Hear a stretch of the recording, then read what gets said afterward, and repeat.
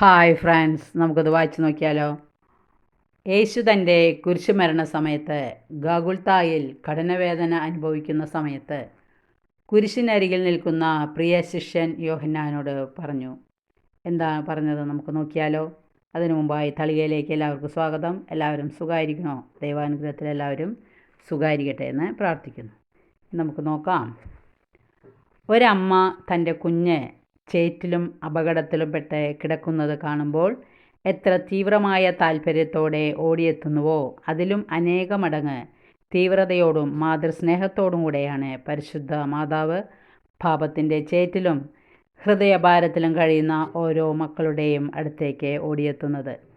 യേശു തൻ്റെ കുരിശുമരണ സമയത്ത് ഗാഗുൽത്തായിൽ കഠിനവേദന അനുഭവിക്കുന്ന സമയത്ത് കുരിശിനരികിൽ നിൽക്കുന്ന പ്രിയ ശിഷ്യൻ യോഹന്നാനോട് പറഞ്ഞു, ഇതാ നിൻ്റെ അമ്മ. യോഹന്നാൻ്റെ സ്വന്തം അമ്മയായ സലോമി അടുത്ത് നിൽക്കുമ്പോഴാണ് യേശു തൻ്റെ അമ്മയായ മറിയത്തെ യോഹന്നാന് ഏൽപ്പിച്ചു കൊടുക്കുന്നത്.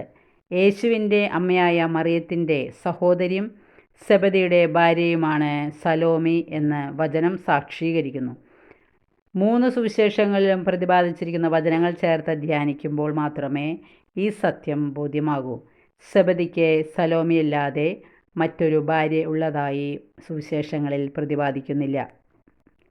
അതിനാൽ യേശു തൻ്റെ കുരിശുമരണ സമയത്ത് പരിശുദ്ധ മറിയത്തെ നമുക്ക് ഓരോരുത്തർക്കുമായി അമ്മയായി നൽകുകയായിരുന്നു എന്ന് വ്യക്തം. കത്തോലിക്ക സഭയുടെ മതബോധന ഗ്രന്ഥത്തിൽ ഇപ്രകാരം പഠിപ്പിക്കുന്നുണ്ട്. കൃപാവരങ്ങളുടെ ക്രമത്തിൽ അവൾ നമ്മളുടെ അമ്മയാണ്. കന്യകാമറിയം പിതാവിൻ്റെ ഹിതത്തിനും അവിടുത്തെ പുത്രൻ്റെ രക്ഷാകര പ്രവൃത്തിക്കും പരിശുദ്ധാത്മാവിൻ്റെ ഓരോ പ്രചോദനത്തിനും തികച്ചും വിധേയായി നിന്നുകൊണ്ട് സഭയ്ക്ക് വിശ്വാസത്തിൻ്റെയും സ്നേഹത്തിൻ്റെയും മാതൃകയായിരിക്കുന്നു.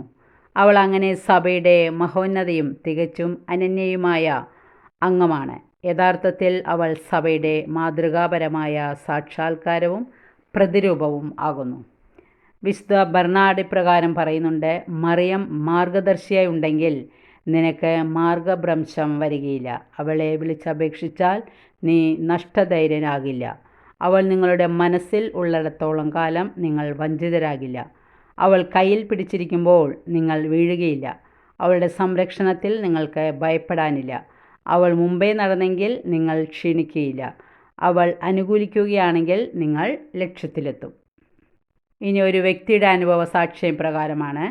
പരിശുദ്ധ അമ്മയോട് വലിയ വിശ്വാസം പ്രകടിപ്പിച്ചിരുന്ന അദ്ദേഹം ഇപ്രകാരം പറഞ്ഞു. മകളുടെ വിവാഹത്തിന് ശേഷം ഏതാനും മാസങ്ങൾ കഴിഞ്ഞ് ഒരു ഡോക്ടറുടെ പരിശോധനയ്ക്കായി കൊണ്ടുപോയി. ഡോക്ടർ പറഞ്ഞു, ഗർഭിണിയാണ്. ഇരട്ട കുട്ടികൾ ആയതുകൊണ്ട് വളരെ സൂക്ഷിക്കണം. നിർഭാഗ്യവശാൽ ഏതാനും ആഴ്ചകൾ കഴിഞ്ഞപ്പോൾ അത് അബോർഷനായി. ഉടനെ തന്നെ ഡോക്ടറെ കണ്ട് പരിശോധിച്ചു.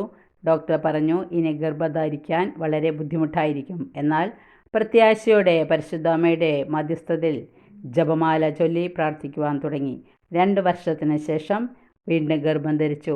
ഡോക്ടറുടെ പരിശോധനയിൽ ആദ്യത്തേതുപോലെ തന്നെ ഇരട്ട കുട്ടികളാണെന്ന് മനസ്സിലായി. നോർമൽ പ്രസവത്തിലൂടെ ഇരട്ട കുട്ടികളെ ലഭിച്ചു. ഓരോ ദിവസവും ലോകത്തിൻ്റെ വിവിധ ഇടങ്ങളിൽ പരിശുദ്ധ അമ്മയുടെ മധ്യസ്ഥത്തിൽ എത്രയോ അത്ഭുതങ്ങൾ നടക്കുന്നു. നമുക്കും പരിശുദ്ധ അമ്മയുടെ കരം പിടിച്ച് ജീവിത ക്ലേശങ്ങളിൽ മുന്നേറാം. മറിയം പറഞ്ഞു, എൻ്റെ ആത്മാവ് കർത്താവിനെ മഹത്വപ്പെടുത്തുന്നു. പരിശുദ്ധ മാതാവിൻ്റെ ജനനം വഴി സാത്താൻ പരിഭ്രമിച്ച് വിറകൊണ്ടു. കാരണം ലോകരക്ഷകൻ്റെ ജനനം അടുത്തു വരുന്നുവെന്ന് അവൻ അറിഞ്ഞിരുന്നു. പരിശുദ്ധ അമ്മയുടെ മധ്യസ്ഥതയിൽ നമുക്കും പ്രാർത്ഥിക്കാം. നമ്മളെ ദൈവം അനുഗ്രഹിക്കും. ഈ ഭാഗം എല്ലാവർക്കും ഇഷ്ടപ്പെട്ട് കാണുമെന്ന് വിശ്വസിക്കുന്നു. എല്ലാവർക്കും ഇഷ്ടപ്പെട്ടെങ്കിൽ ലൈക്ക് ചെയ്യുക, സബ്സ്ക്രൈബ് ചെയ്യാതെ സബ്സ്ക്രൈബ് ചെയ്യുക, ഇഷ്ടപ്പെട്ടെങ്കിൽ കമൻറ്റുകൾ ചെയ്യുക. Okay, thank you, by.